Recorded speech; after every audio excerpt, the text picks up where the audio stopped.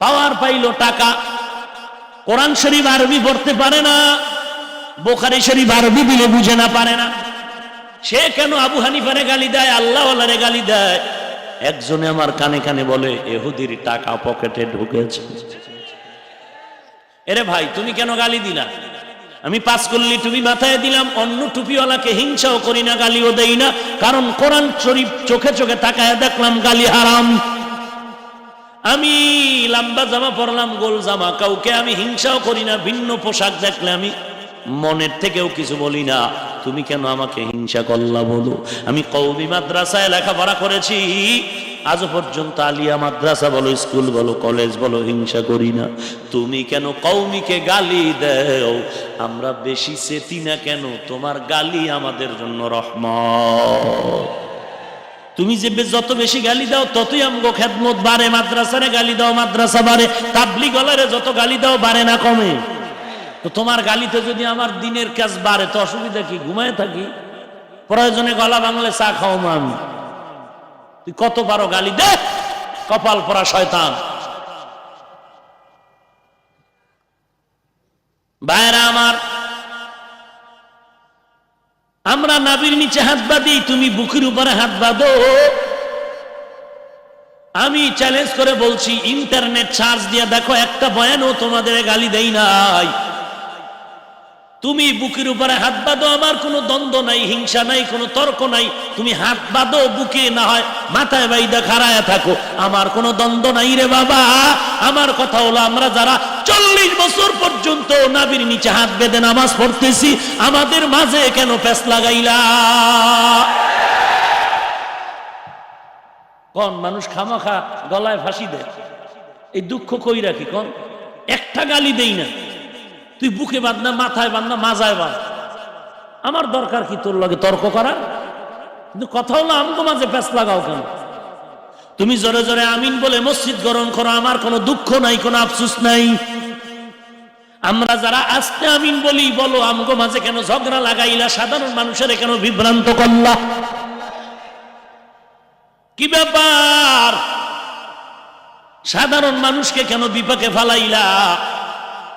তুমি ওই দিন বুকে হাত বাইদা আমগো সাথে তর্কে আসবা, যেদিন তুমি আমগো নাভির নিচের হাত বাঁধাটা কোরআন হাদিস দিয়া বিপক্ষে প্রমাণ দিতে পারবা সেদিন। এর আগে এই জিহ্বা খুলবি না, সাবধান। 40 বছর আমগো হুজুরেরা বুখারী শরীফ পড়ায় মাদ্রাসায়, তিরমিজি পড়ায়, মুসলিম শরীফ পড়ায়, এরা হাদিস বোঝে না। তুমি বাংলা বুখারী বইরা কৌসু শিখছো? তুমি সে শাইখুল হাদিসরে গালি দাও, যার তাহাজ্জুদ কাজা হয় না, আর তুমি নামাজই পড়ো না। আলহামদু সূরা পড়তে বললে 13টা ভুল বলবা। তুমি আবু হানিফারে গালি দাও, ব্যাপার কি? কপাল পুড়ছে না তাহাজ্জুদ বেশি পড়ো তার অ্যাকশন?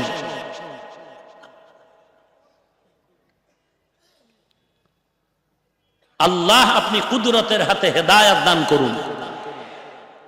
রাগ করেন আপনারা? কাউকে গালি দিছি, কাফের বলছি, গালি দেওয়া হালাল না হারাম? আল্লাহ কুদরতের দ্বারা জবানকে হেফাজত করার তৌফিক দান করুন। যারা গালি দিবে আপনিও দিবেন। ও গালি যে দিবে বুঝাইবেন না দেওয়ার, যদি না মানে আপনি দরকারে রিক্সা চালায় খাইবেন, গালিওয়ালার কাছেও থাকবেন না।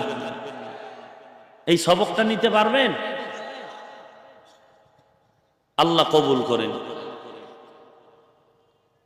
এমন এক সময় আমার নবী আদর্শ নিয়ে আসলেন,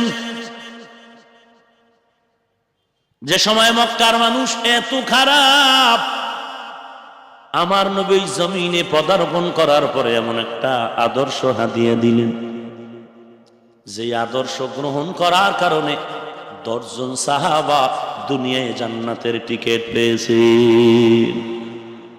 এটা কি আর শুনেন নাই কখনো? কয়জন সাহাবা? জানা থাকলে একটু বলবেন কি? প্রথম সিরিয়ালে কার নাম? 2 নম্বরে কার নাম? ওমর। 3 নম্বরে কার নাম? উসমান। 4 নম্বরে কার নাম? রাদিয়াল্লাহু আনহুম আজমাইন। একটু মনের প্রশ্ন করো রে মন। 10 জন সাহাবা জান্নাতের উপেন জমিনে টিকিট পেয়েছেন। এদের জীবনী বাংলায় পাওয়া যায় খেলাফতের রাশেদা, হেকায়াতে সাহাবা। 4 খলিফার জীবনী আছে, পড়ে দেখো। আবু বকর এত বড় দামি সাহাবী, জান্নাতের টিকিট হাতে পাওয়ার পরও মৃত্যু পর্যন্ত শুধু কান্না কান্না কান্না। ওরে চালাক বাঙালি, একটু জবাব দাও, জান্নাতের টিকিট হাতে পেয়ে আবু বকর মরণ পর্যন্ত কেন কাঁদলেন? ওমর কেন কান্না করেছেন? উসমান কেন কাঁদেন? আজকে ময়দানে কান্নার বয়ান নাই। যেই বক্তা বেশি হাসাইতে পারে সেই বক্তা বড় দামি, বড় ফেমাস, বড় স্মার্ট বক্তা। হাসতে হাসতে মানুষের পেট বিষ, অট্ট হাসির ময়দান হয়ে গেল। ওরে মাও, আমি স্টেজে বসেই যদি শুধু হাসাইতেই থাকি, কৌতুক শিল্পীরা করবে কি? অথচ রসুল বলেন হাসলে দিল মরে যায়। কোরআন শরীফ বলেন ফালিয়াযহাকু কালিলা ওয়ালইয়াবকু কাসীরা, কম হাসো, বেশি বেশি কান্না করো। কান্নার এত দাম। নবী বলেন কানলে যেই সওয়াব, কান্না যদি না আসে কান্নার চেষ্টা করলেও সেই সওয়াব। অথচ ময়দানে কান্না নাই। কেউ যদি কান্না করে 13 জনে তাকায়া হাসি তামাশা করে আর বলে দেখ দেখ লজ্জা নাই কেমনে কাঁদে। আবার একজনে কান্না করার চেষ্টা করে, চোখে পানি আসে না, বদমাইশে বলে দেখ চোখে পানি নাই, হুদাই কাঁদে। রসুল বলেন তুই চোখে পানি নাই, তুই চেষ্টা কর, হুদাও যদি কাঁদো এতেও সওয়াব। আর তুমি তিরস্কার করে তো রসুলকে কষ্ট দিয়েছ। আল্লাহ আমাদের কান্নাওয়ালা চক্ষু দান করেন। ভাইরা আমার, নবীজি মক্কার জমিন থেকে হিজরত করে মদিনায় যাচ্ছেন। মক্কা থেকে মদিনায় যাওয়ার আগের 3টা বছর মক্কার জন্য নবীর ছিল কালো অন্ধকার। মদিনায় যাওয়ার আগের 3 বছর নবী এত কষ্ট পেয়েছেন, জীবনে কোনোদিন এত কষ্ট পাননি। কারণ দুনিয়া দারুল আসবাব হিসেবে নবীর মাথা মোবারকে 2টা ছায়া ছিল। একটা হলো নবীর চাচা আবু তালেব, আর একজন হলেন আম্মাজান খাদিজাতুল কুবরা। একই বছরের আগা মাথায় দুজনের ইন্তেকাল হলো। নবী এত মর্মাহত হলেন, এত কাঁদা কাঁদলেন। ইতিহাস লেখে নবী অন্য বেলায় কারো জন্য এত কাঁদেন নাই। আম্মা জান আয়েশা রাদিয়াল্লাহু আনহা বলেন, নবীকে দেখতাম মাঝে মাঝে আমার হুজরার পার্শ্বে বসে গুনগুন গুনগুন করে কাঁদেন। আমি আয়েশা নবীকে গিয়া বলতাম, ও নবী আমি আয়েশা আপনার পাশে, আপনি কেন কান্না করেন? নবী বলতেন, ও আয়েশা তুমি বুঝবা না রে আয়েশা, কারণ তুমি আমার সুখের দিনের বিবি, তুমি আমার সুখের দিন পেয়েছো, কিন্তু আমার জীবনে বড় কালো দিনগুলো ছিল, বড় খুশির দিন নয়, দুঃখের দিন। ওই দুঃখের ভাগ তুমি নিতে পারো না আয়েশা। ওই সময় আমার সহধর্মিণী ছিল খাদিজা। খাদিজার সেই দিনের কথাগুলো মনে পড়লে চোখের পানি ধরে রাখতে পারি না। কেমন কষ্ট করেছে খাদিজা। মক্কার থেকে একটু দূরে হেরা পাহাড়, এখন তো রাস্তা বলো এসি দেওয়া, ও সময় রাস্তা নাই, পাথরওয়ালা জমিন, জঙ্গল। আমি নবী একা একা হেঁটে হেঁটে ওই উঁচু পাহাড়, ভেতরে একজন মানুষ কোন রকম ঢুকতে পারে, নামার পর একটু নামাজের জায়গা করত। আমি নবী একা একা গিয়ে ওখানে বসে কাবার দিকে ফিরিয়া ধ্যানে মগ্ন হতাম। 1 দিন 2 দিন 3 দিন 1 সপ্তাহ পর্যন্ত ঘরে যাইতাম না। আমি আল্লাহর ধ্যানে সময় কাটাইতাম। মাঝে মাঝে দেখতাম আমার বিবি খাদিজা ওই পাথরওয়ালা জমিন, মহিলা মানুষ একা একা হেঁটে এই উঁচু পাহাড় বেয়ে চূড়ায় উঠে আমার গর্তে এসে খাদিজা মাঝে মাঝে আমারে নাস্তা পৌঁছায় দিতে। আমি মানুষের বাড়ি বাড়ি ঘুরে ঘুরে কালেমার দাওয়াত দিয়ে যখন আমি বাড়ি আসতাম, যত রাত্রই হতো, সালামটা দেওয়া মাত্র দরজা খুলে যেত। আমি জিজ্ঞাসা করেছিলাম, ও খাদিজা আপনি কি ঘুমান না? খাদিজা চোখের পানি ছেড়ে বললেন, পয়গম্বর, আমি দুইজন স্বামী বিদায়ের পরে আপনাকে কবুল করে নিয়েছি। আমি খাদিজা 5টা সন্তানের মা হওয়ার পরে আমি আপনার ঘরে আসছি। আমি সন্তানের দুঃখের কথা ভালো করে বুঝি নবী। আমি খাদিজা জানি এ জমিনে আপনার মা নাই, আপনার বাবা নাই। মা বলে ডাক দেওয়ার আত্মতৃপ্তি আপনার হয় নাই, আব্বা বলে ডাক দিয়া কলিজা ঠান্ডা করার সুযোগ আপনার নাই। আমি জানি আপনার মা যদি এখন বেঁচে থাকতেন আপনার মোহব্বতে ঘুমাইতেন না। মা নাই, আপনি বড় এতি। সারা দেশে কালেমার খেদমত করে ঘরের দরওয়াজায় এসে যদি দাঁড়ায় থাকেন আর আমি খাদিজা ঘুমায় থাকি, আমার বড় ভয় লাগে এই বেয়াদবি আমাকে জাহান্নামে নিয়ে যাবে। ও নবী, আল্লাহর কসম করে বলছি, আপনি যতক্ষণ ঘরে আসেন না আমি খাদিজা দরওয়াজার কিনারায় দাঁড়ায় অপেক্ষা করি, বিছানায় আমি পিঠ লাগাই না। এরে নবীর উম্মতের দল, খাদিজাও নাই, আবু তালিবও নাই। নবীর 3টা বছর বড় কষ্ট। এত কষ্ট, এত অত্যাচারিত হওয়ার পরও নবী কোনোদিন অস্ত্র হাতে নেননি। ভালো কঠিন একটা প্রশ্ন। নবী এত কষ্টের মাঝে অস্ত্র হাতে নেননি, কাউকে গালিও দেননি, কিন্তু মদিনায় যাওয়ার পরে নবীর সুখের জীবন। আলহামদুলিল্লাহিল্লাযী জাআলাশ শামসা ওয়াল কমারা বিহুসবান ওয়ান নাজমা ওয়াশ শাজারা ইয়াসজুদান ওয়া ফাদ্দালা জামানান আলা জামান كما فضل مكانا على مكان وإنسانا على إنسان ونشهد أن لا إله إلا الله وحده لا شريك له لا ضد له ولا ند له ولا مثل له ونشهد أن سيدنا وسندنا وحبيبنا وحبيب ربنا وطبيبنا وطبيب قلوبنا ومولانا محمدا عبده ورسوله صلى الله تعالى عليه وعلى آله وأصحابه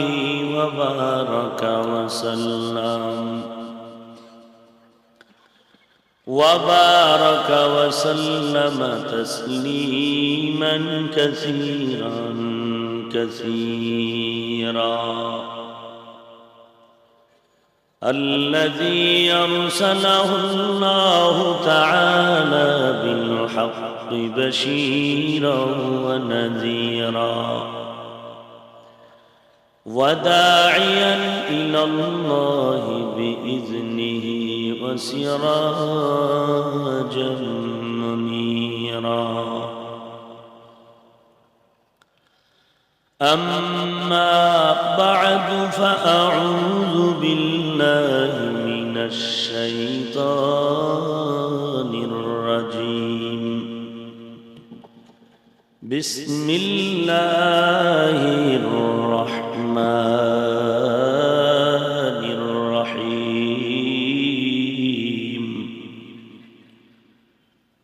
ما آتاكم الرسول فخذوه وما نهاكم عنه فانتهوا وقال تعالى لقد كان لكم في رسول الله أسوة حسنة. وقال النبي صلى الله عليه وآله وسلم: تركت فيكم أمرين لن تضلوا ما تمسكتم بهما كتاب الله وسنة رسولي، أو كما قال النبي عليه الصلاة والسلام. صدق الله مولانا العظيم وصدق رسوله النبي الكريم، ونحن على ذلك من الشاهدين والشاكرين والذاكرين، والحمد لله رب العالمين.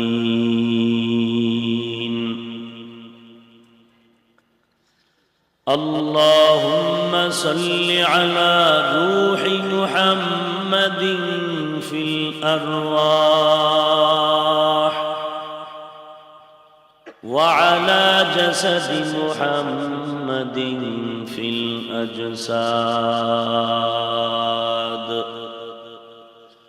وعلى قلب محمد في القلوب، وعلى قبر محمد في القبور. بلغ العلا بكماله، كشف الدجى بجماله، حسنت جميع خصاله، صلوا عليه. محمد نے آکر کفر کو مٹایا،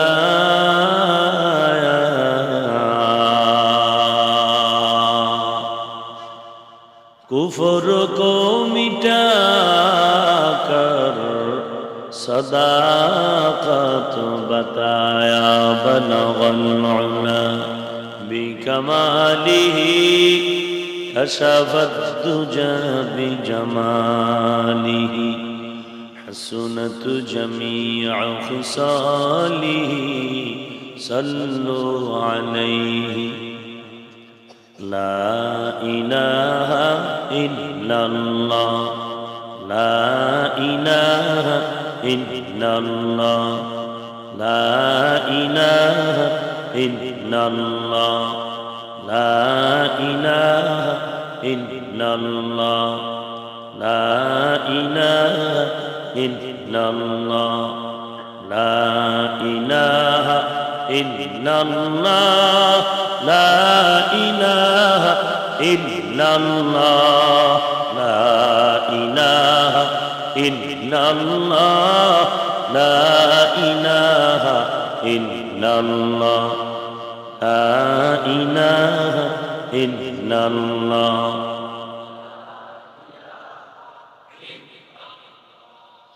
لا إله إلا الله محمد رسول الله.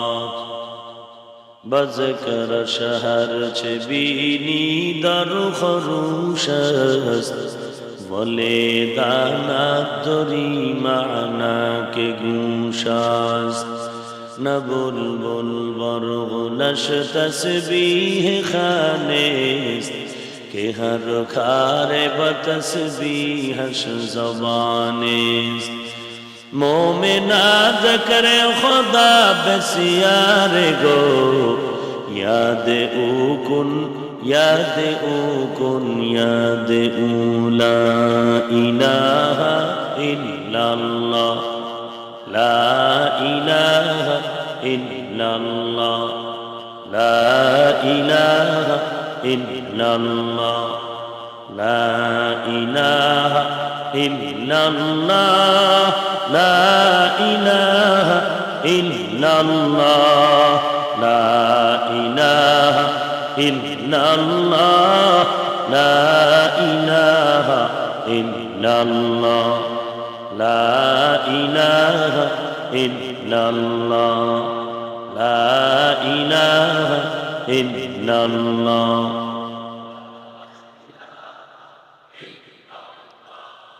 لا إله إلا الله محمد رسول الله سبحانك لا علم لنا إلا ما علمتنا إنك أنت العليم الحكيم رب اشرح لي صدري ويسر لي أمري واحلل عقدة من لساني واحلل عقدة من لساني يفقه قولي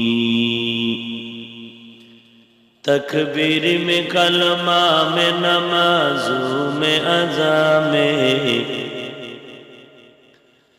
تکبیر میں کلمہ میں نمازوں میں اذا میں ہے نام الہی سے ملا نام محمد ہے نام الہی سے ملا نام محمد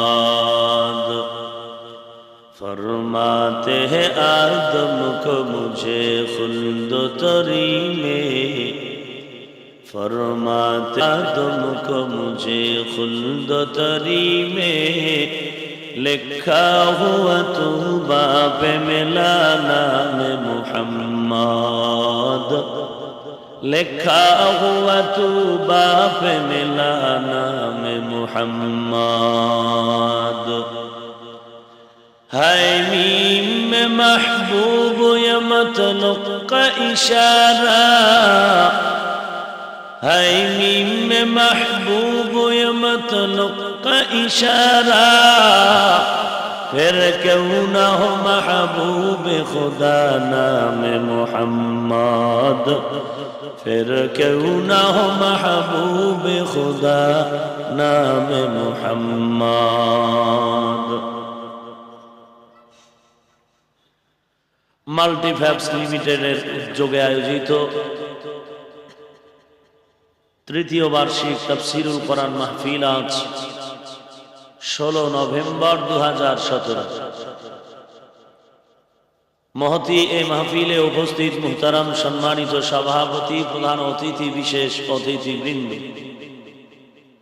মুআজ্জাজ ও মুকাররম জাতির মাথার মুকুট ওয়ারাসাতুল আম্বিয়া হযরত উলামায়ে কেরাম দূর দূরান্ত থেকে আগত আল্লাহ পাকের আশিকিন জাকিরিন শাকিরিন মুহিব্বিন মুরব্বিয়ান আযম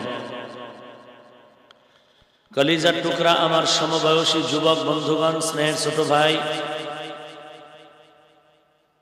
পর্দার আড়ালে অবস্থানরত শ্রদ্ধেয়া সম্মানিত মা ও বোনেরা সৃষ্টির মহান স্রষ্টা দয়াময় আল্লাহ রাব্বুল আলামিনের দরবারে লাখো কোটি শুকর ও সুজুদ যে মহান রব্বুল আলামিনে ফিতনার জামানায় কোরআন ও সুন্নাহর ভিত্তিতে সহি তরিকায় কিছু কথা বলার জন্য শুনবার জন্য আমাদেরকে কবুল ও মঞ্জুর করেছেন নেয়ামতের শুকর আদায়ার্থে মুসলমান হিসেবে ঈমানের আওয়াজকে উঁচু করে এক আওয়াজে উচ্চ কণ্ঠে সকলেই কালিমাতুশ শুকর উচ্চারণ করি আলহামদুলিল্লাহ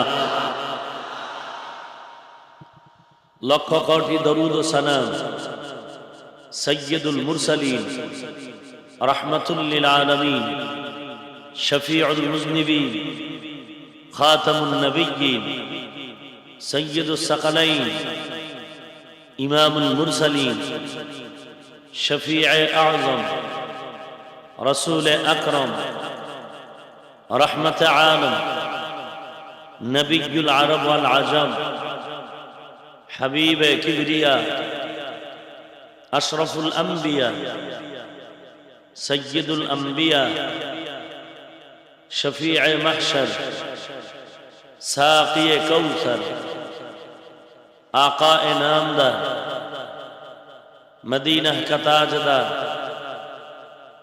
आफताब नबूवत, फख्र मौजूदात, सय्यदुल मखलूकात, हजरत मुहम्मदुर रसूलुल्लाह सल्लल्लाहु अलैहि व आलिहि वसल्लम रूपा सर्वोपरि शुक्र যে মহান দয়াময় রব্বুল আলামিন প্রতিকূল আবহাওয়াটাকে অনুকূলে এনে ভরপুর মানুষের এই সমাগম, বহু দূর থেকে কষ্টকে উপেক্ষা করে এখানে আল্লাহ হাজির করে দিলেন।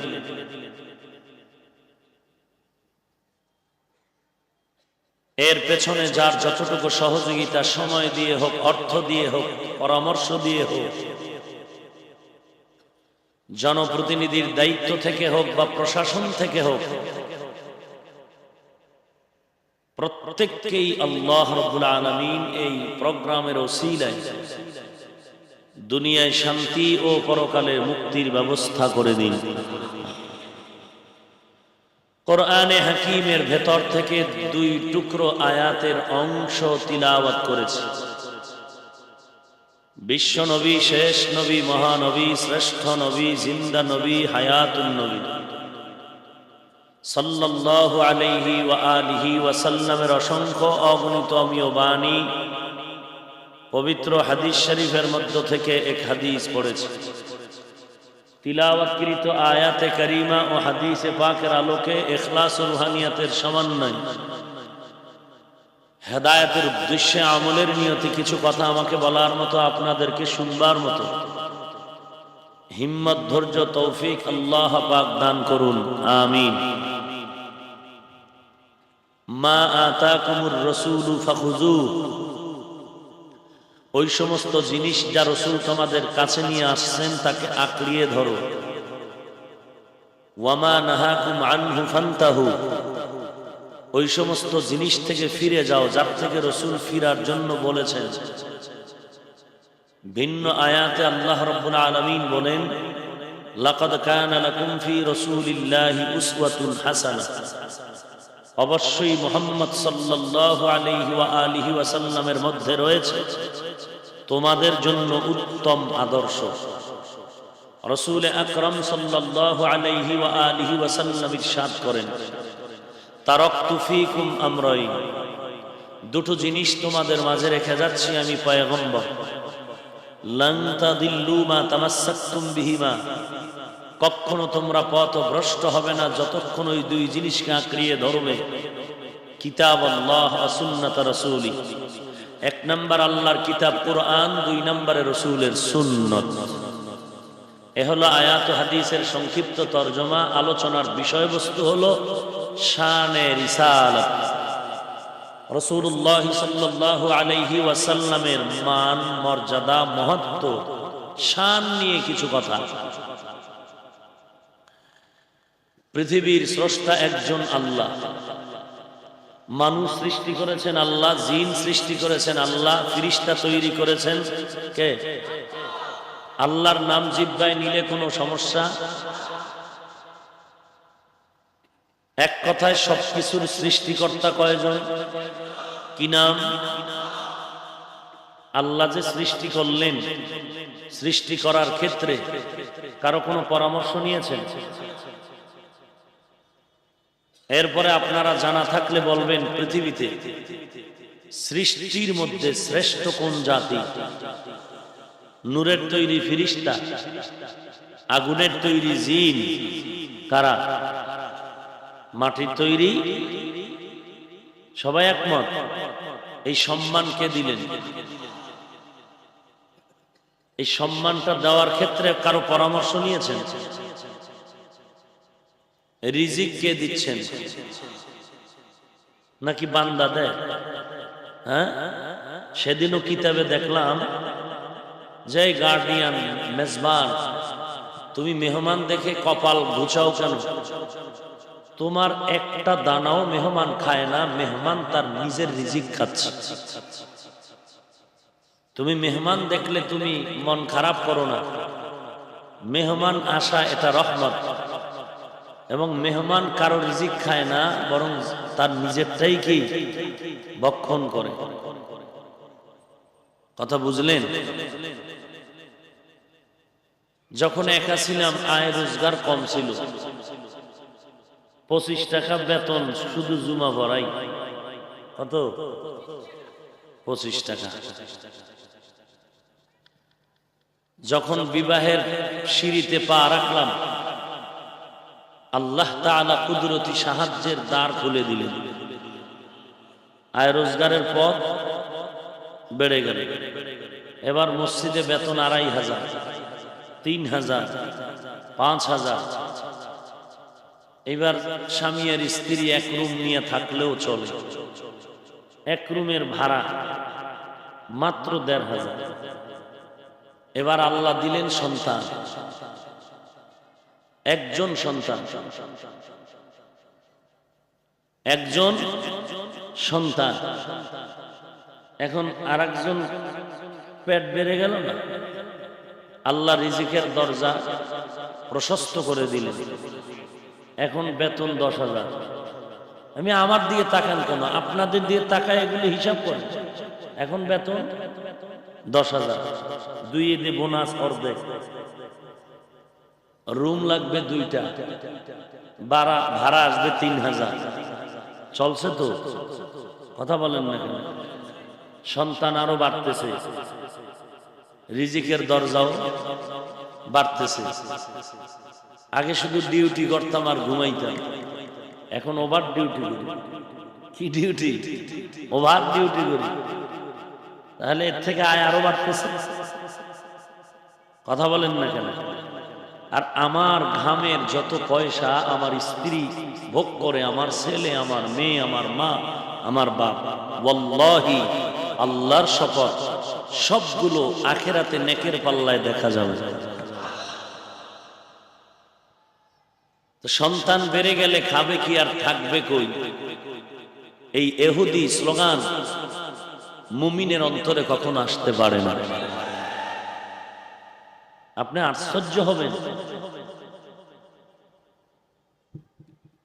বার্থ কন্ট্রোল, যাকে আমরা বলি জন্ম নিয়ন্ত্রণ, এর প্রবর্তক, এর প্রতিষ্ঠাতা, এর উদ্বোধনকারী সবগুলো পৃথিবীর শ্রেষ্ঠ ইতর ইহুদির গোষ্ঠী।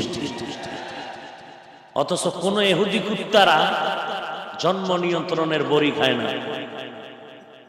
কোন বাঘের বাচ্চা থাকলে আমার চ্যালেঞ্জ গ্রহণ করো, কোন ইহুদি বেঈমান জন্ম নিয়ন্ত্রণের বড়ি খায় না। কারণ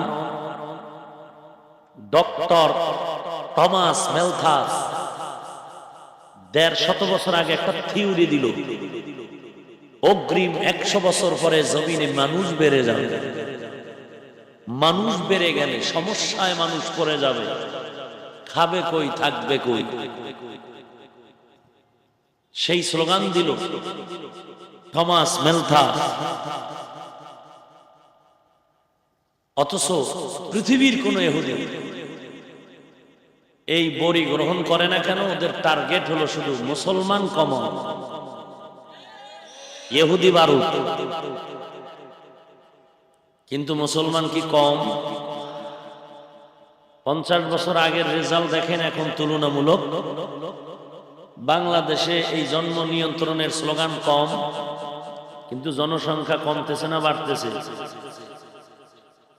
আমরা বড়ি টড়ি খাই না, না খায় মরছে কয় হুজুর বলো। বরং তোমরা 3 বেলা খাও, এর মধ্যে 1 বেলা মাইনাস, রুটি, নিরামিষ। আমরা 3 বেলা জনমের মতো তাজা ভাত খাই, জনমের মতো খাই। খাইতে খাইতে শহীদ হয়ে যাওয়ার কায়দ হয়ে যায়। কথা বুঝেন? পিওর খাই, ভালো খাই, আলহামদুলিল্লাহ। সন্তান বেশি হওয়ার কারণে কেউ মরে গেল না, হয়তো বা 5,000 10,000 বেতন, আপনার ডান আর বাম মিলে হয় 1 লক্ষ। আল্লাহর কোরআন এই স্টেজে আল্লাহর শপথ করে বলছে, কোরআন যদি বিশ্বাস করেন, আপনার ডান বামের 1 লক্ষ টাকার থেকে কোরআনওয়ালার 5,000 টাকায় কোটি গুণে বরকত বেশি। এটা কেমনে বুঝামু এই বয়ান আমার কাছে জানা নাই, তবে একটা উদাহরণ আছে। কুত্তায় বাচ্চা দেয় 5টা, গরুতে দেয় 1টা। পৃথিবীর কেউ কুকুর জবাই করে খেয়েছে? বরং ইহুদি কুকুরেরা কুকুর নিয়ে ঘুমায়। কথা বলেন। আবার কিছু মুসলমানেরাও ওদের কালচার গুলো গ্রহণ করতেছে। আমি গুলশানে জুমা পড়াই, আমার ওখানে একজনে কয়, হুজুর এই গুলশানে এক বাড়িতে কুকুরের খাদেম হইছে 8 জন। এই 8 জনই খালি বেতন নেয় কুকুরের খেদমত কইরা। কথা বুঝেন নাই? আরো কত অঘটন হচ্ছে, কুকুর জবাই করে বলে খাসির গোশত। এরকম অঘটনে আমার দেশে হচ্ছে, কারণ সম্ভাবনাময় দেশ তো, সবই সম্ভব, সবই সম্ভব, আকামও সম্ভব, যে যত করে চাপাবাজিও সম্ভব, সম্ভাবনাময় দেশ। কুকুর কেউ জবাই দিয়ে খেয়েছে? গরু খায়? ভারতে নিষেধের পর হেন চলে কিনা? একজনকে হুজুর খায় মানে হিন্দুরাও ফাঁকে খায়। এত মজা, এত টেস্ট। তাহলে একটা গরুতে বাচ্চা দেয় 1টা, কুকুরে দেয় 5টা। কেউ কুকুর জবাই করলো না, কোটি কোটি গরু জবাই হলো। হিসাব যদি জানেন বলেন তো, কুকুর বেশি না গরু বেশি? এটা কেন? কাগজ কলমের হিসাব জীবনে মিলবে না। এটা আল্লাহ তাআলার কুদরতের বরকত। এবার বুঝে নাও, তোমার 1 লক্ষ টাকার থেকেও কোরআনওয়ালার 5,000 টাকায় কোটি গুণে বরকত। বুঝে নাও এটা কিভাবে আল্লাহর কুদরত। তোমার চোখের সামনে, আমি 50 বছর আগের গোপন খবর বলছি না, চোখের সামনে আমি হুজুর দাড়িওয়ালা টুপিওয়ালা জিব্বা দিয়া কাউকে গালি দেই না। আর অনেকে গালি না দিলে তার যাত্রা শুরু হয় না।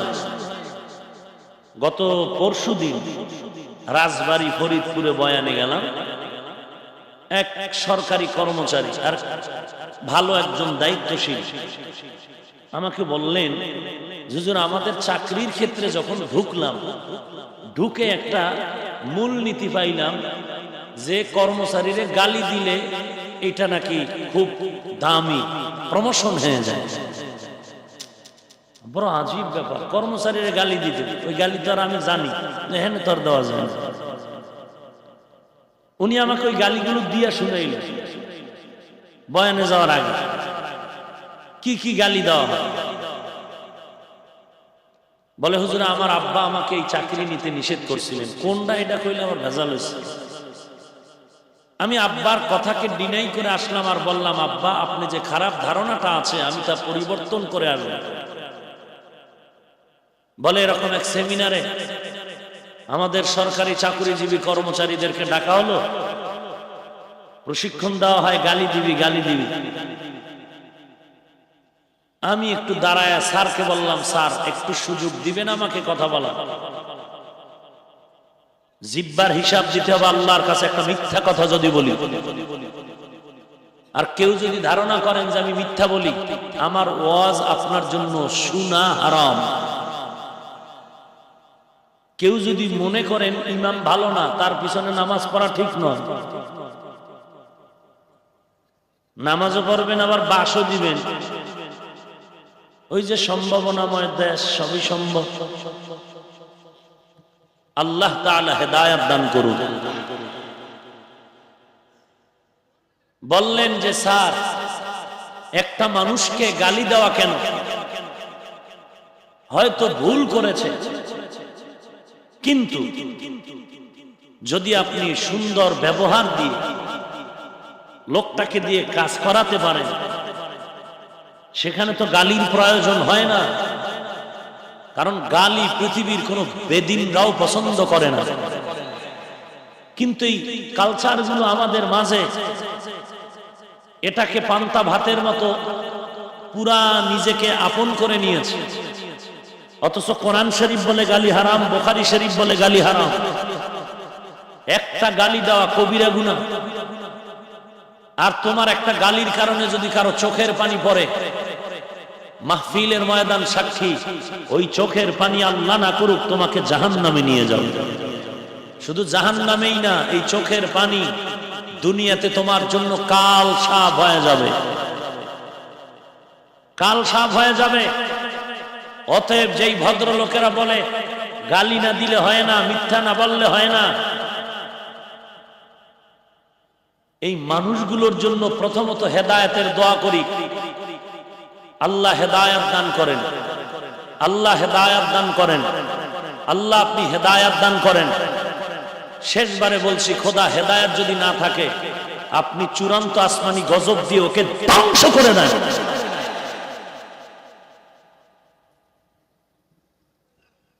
মানুষের দোয়া টাকা দিয়ে কিনা যায় না, ব্যবহার দিয়ে নিতে হয়।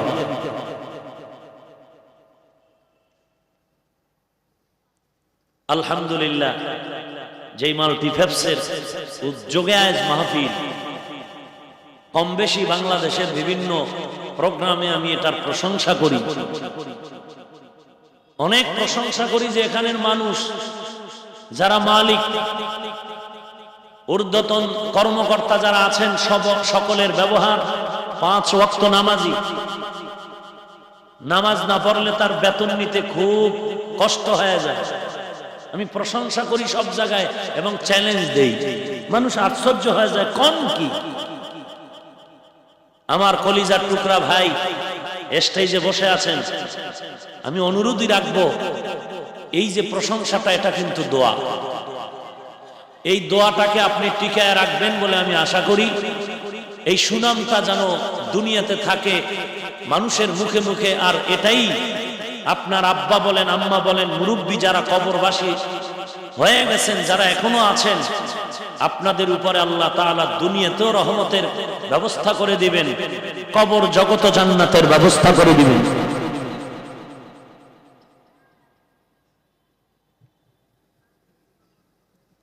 সৃষ্টি করলেন কে? রিজিক দিচ্ছেন কে? রিজিক দেওয়ার ক্ষেত্রে কারো কোনো পরামর্শ নিচ্ছেন? আল্লাহ কারো পরামর্শ নিতেছেন?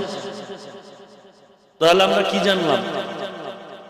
সৃষ্টির বেলায় আল্লাহ একজন না দুইজন? সম্মান দেওয়ার বেলায় আল্লাহ কয়জন? রিজিক দেওয়ার ক্ষেত্রে কয়জন?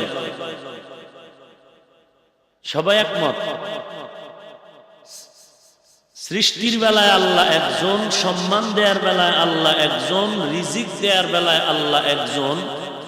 এইবার নিমক হারাম বাঙালি বলো, সিজদা দেওয়ার বেলায় মাজার কেন?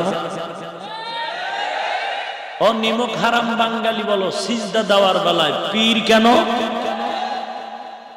সিজদা দিবা তুমি এক আল্লাহ, যেহেতু তোমাকে বানাইছেন, এক আল্লাহ রিজিক দিচ্ছেন, এক আল্লাহ তোমার সম্মান দিতেছেন, সিজদাও তো এক আল্লাহকেই দিবা।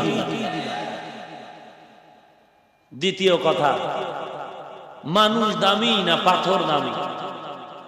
মানুষ দামি না বটগাছ দামি? মানুষ দামি না সূর্য দামি? তাহলে সূর্য মানুষের গোলামি করবেন, মানুষ কেন সূর্যের পূজা করবে? বটগাছ যেহেতু দামি না, মানুষ দামি, তো বটগাছ মানুষের গোলামি করবে, মানুষ কেন বটগাছের পূজা করবে? মানুষ দামি, পাথর দামি না, তো পাথর মানুষের গোলামি করবে, মানুষ কেন পাথরের পূজা করবে?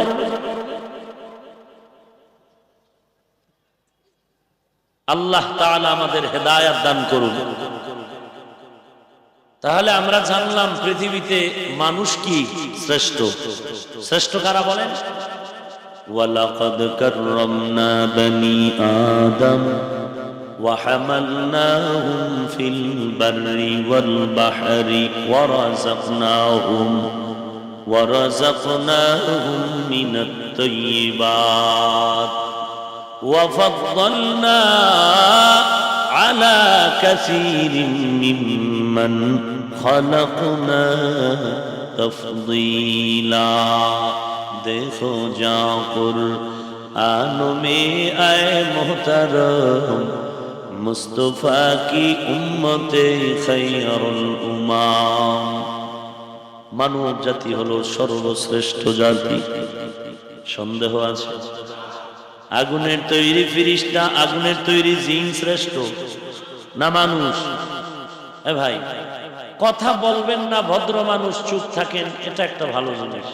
যে হুজুর আমগো এলাকার মানুষ সবাই ভদ্র, আমরা কথা কম বলি, অতএব আমগো কিছু না জিগায়া চোখ বন্ধ করে টানতেই থাকেন, ভালো। আর যদি বলেন না কথা বলবো, তো বিড়ালের মতো নয়, সিংহের মতো আওয়াজ দিতে হবে।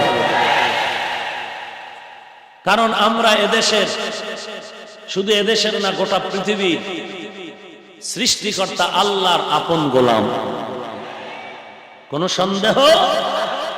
এবং বাংলাদেশের আমরা স্বর্ণের টুকরা আদর্শবান মুসলমান নাগরিক। আমাদের জীবনের উপরে কোনো গম চুরির মামলা নাই, দুর্নীতির মামলা নাই, আমাদের জীবনের উপরে কোনো অপরাধের ছোঁয়া নাই। অতএব আমাদের আওয়াজ থাকবে সবার উপরে। কথা ঠিক? আল্লাহ আমাদের বুঝার তৌফিক দান করুন। পৃথিবীতে মানুষ শ্রেষ্ঠ, আর এই মানুষের ভেতরে একমাত্র শ্রেষ্ঠ হলো মুমিন। কারা? আর এই মুমিনদের ভিতরে শ্রেষ্ঠ হলো নবীগণ। কারা? নবীদের ভেতরে কে শ্রেষ্ঠ বলুন? বললেন না সবাই? মুহাম্মদ সাল্লাল্লাহু আলাইহি ওয়া আলিহি ওয়াসাল্লাম হলেন শ্রেষ্ঠ। আর নবীদের উম্মতের ভেতরে ঈসা নবীর উম্মত শ্রেষ্ঠ না, নবীর উম্মত আমরা শ্রেষ্ঠ। পয়গম্বর বলেন হাসরের ময়দানে আমি রাহমাতুল লিল আলামিন, জান্নাতে না ঢুকলে কোন নবী ঢুকার পারমিশন নাই।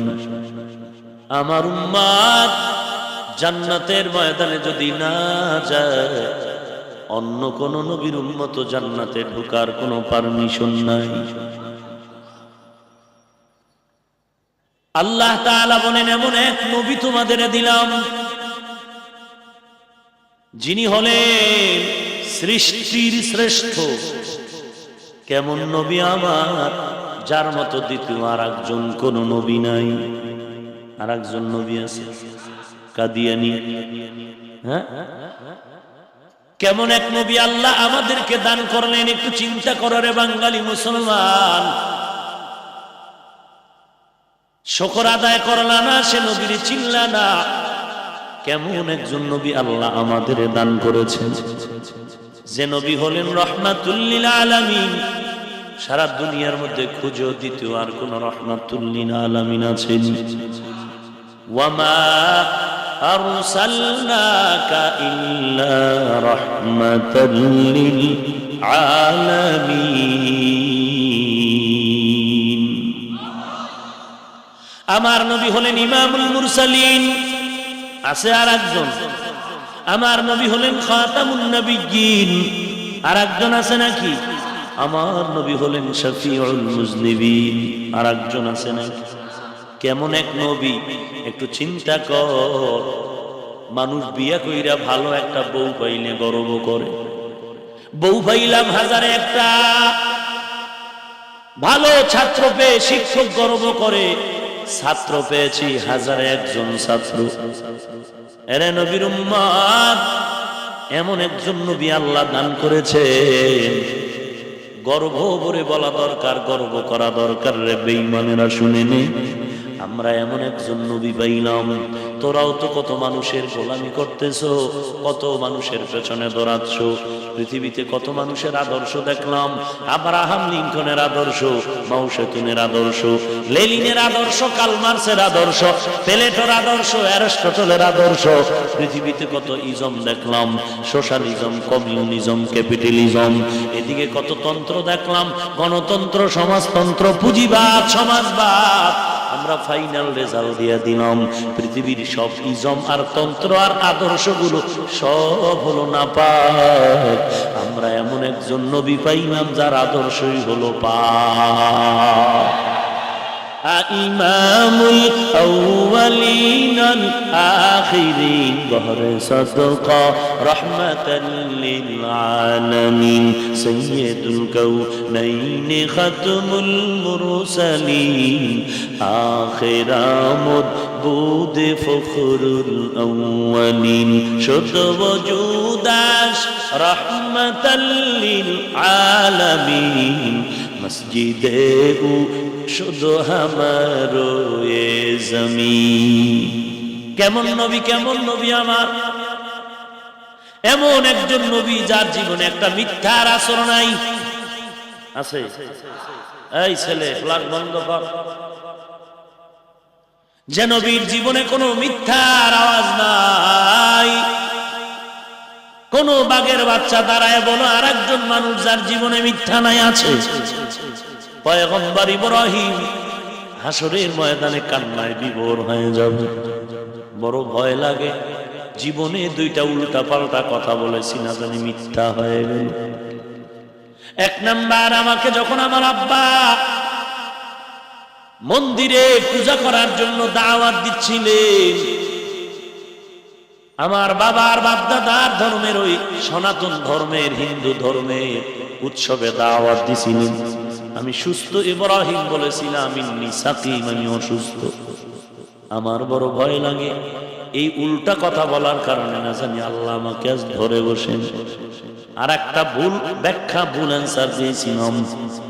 যখন ওই নমরুদ আমাকে আগুনের মধ্যে ফেলে দেয়, আগুন থেকে দীর্ঘদিন আমি সশরীরে বের হওয়ার পর আমি সিরিয়ার দেশে যখন হিজরত করে রওনা হয়ে গেলাম, আমার সাথে বিশ্ব সুন্দরী বিবি সারা আছে, আমার চাচাতো ভাই লূত আলাইহিস সালাম, তিনজন যখন সফর করে মিশরের জমিন পেরিয়ে যাচ্ছে, মিশরের ক্ষমতাধর জালেম আমার বিশ্ব সুন্দরী বিবির খবর পেয়ে ইফটিজিং এর আক্রমণাত্মক মনোভাব নিয়ে যখন আমার বিবির নিয়ে যাচ্ছে, এক পর্যায়ে আমাকে বলেছিল, এই মহিলা তোমার কি হয়? আমি আমার স্ত্রী শব্দটা, পরিচয়টা গোপন করে বলেছিলাম আমার বোন। এই যে উল্টা কথা বললাম, আমার ভয় লাগে হাসরের ময়দানে না জানি আল্লাহ ধরে বসেন।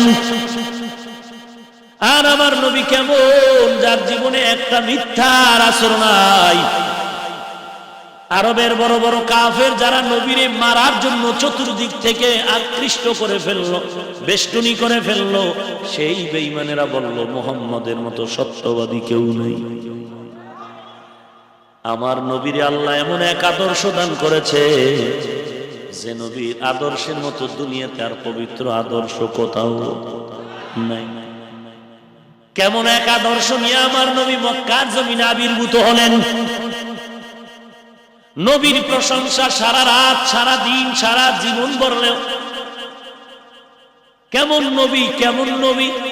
নবী দুনিয়াতে আসার আগের থেকেই প্রশংসা চলছে, নবী আসার পরেও চলছে, নবী বিদায়ের পরেও চলছে, কিয়ামত পর্যন্ত বয়ানের মাধ্যমেও চলবে, লেখালেখির মাধ্যমেও চলবে। কিয়ামত শেষ হবে, নবীর প্রশংসা শেষ হবে না। মুহাম্মদ হামিদে হামদ খুদা বস, খুদা হামদ মুহাম্মদ মুস্তাফা বস। ভাইরা আমার, নবীজির আদর্শ এমন সুন্দর,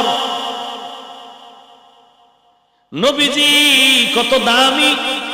দুনিয়াতে নবী আসার আগেই তার আল্লাহর আসমানি কিতাব, মানুষের বানানো কিতাবেও নবীর প্রশংসা। তাওরাত, জবুর, ইনজিল থেকে শুরু করে ভিন্ন ধর্মের বইয়ের মধ্যে গীতা, রামায়ণ, মহাভারত, মনুস্মৃতি, ত্রিপিটক, বেদ, জিন্দাবস্তা, সব ধর্মগ্রন্থের মধ্যে নবীর গুণগান। নবীরাও নবীর গুণগান গায়, বিধর্মীরাও নবীজির গুণগান গাইতেছে। পৃথিবীতে একটি ধর্ম আছে, বৌদ্ধ ধর্ম। বৌদ্ধ ধর্মটা এখন বার্মার ভেতরে বেশি চালু। বার্মার সরকার বৌদ্ধ ধর্মের অনুসারী, যদিও গাদ্দারি করে গুরুর সাথে চূড়ান্ত বেয়াদবি করেছে। কারণ বৌদ্ধ ধর্মের গুরুর নাম গৌতম বুদ্ধ। ঈসা নবী দুনিয়াতে আসার 100 বছর আগে পাহাড়ের চূড়ায় উঠে একটা নির্জন জঙ্গলে গাছের কাছে বসে বছরকে লাগাতার ধ্যানে কাটাইলেন, সাধনা করলেন, কোনো খানা নাই, উপবাস কাটাইলে। ইতিহাস পড়লে বোঝা যায় এই গৌতম বুদ্ধ একই জায়গায় মাটিতে বসে সাধনা করার কারণে কোনো এক সময় উই পোকায় শরীরের নিচের অংশ খেয়ে ফেলল। এই গৌতম বুদ্ধ এত বছর সাধনা করে একটা ধর্মের আবির্ভাব ঘটালো, ধর্মের নাম বৌদ্ধ ধর্ম। এই ধর্মের মূল স্লোগান জীব হত্যা মহাপাপ। এজন্য ওরা মাছ কাটে না, গাছ কাটে না, ওরা মুরগি কাটে না, গরু কাটে না, কারণ জীব হত্যা মহাপাপ। কিন্তু হাজার হাজার বছর পর বার্মার সরকার মুসলমানের কচু কাটা করে প্রমাণ করে দিল এরা তাদের গুরুর অবৈধ সন্তান। ভালো করে মনে রাখবা। এই ভাই সময় নেই, সময় নেই, স্লোগান যেহেনে দেওয়া লাগবে হেনে এহেনে ভাই জিহাদ চাই, সময় মতো কেউ নেই, এটাও বলে ঠিক। পুলিশ দেখলে দৌড়, জোতা থুয়ে গেছে, নিবি না, কিনালো, ওটা আর লাগবে না। আরে বাঙালি, তোমাকে কি আমি চিনি না? ওয়াজে আইলিকা হুজুর এই এই এই এই কিছু ক্যান্সার আছে, একটু দিয়েন। আমি তালে ভইরা দুই কথা যখন কইছি, পাবলিক গেছে গরম হয়ে, ওই মুনাফিকটায় দৌড়ায় আগে গেছি, হেডার ধরে তুই না হুজুরের বুঝাই কইলি, আমি কইলেই হুজুরের বোঝ দইব না, দেশের অবস্থা গরম। ওরে বাটপার,